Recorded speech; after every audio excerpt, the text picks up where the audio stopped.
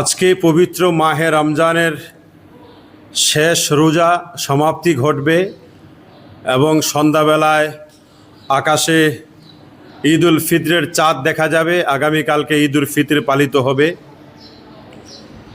আমাদের রাজ্যে এবং রাষ্ট্রে সব জায়গায় একসাথে ঈদ উল ফিতর পালিত হবে।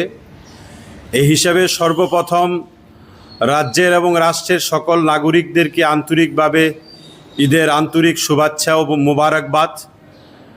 আগামীকাল আগরতলা কেন্দ্রীয় ঈদগাহ শিবনগর গেদুমিয়া মসজিদ কমপ্লেক্সে ঈদ উল ফিতরের নামাজ সকাল 9 ঘটিকায় অনুষ্ঠিত হইবে।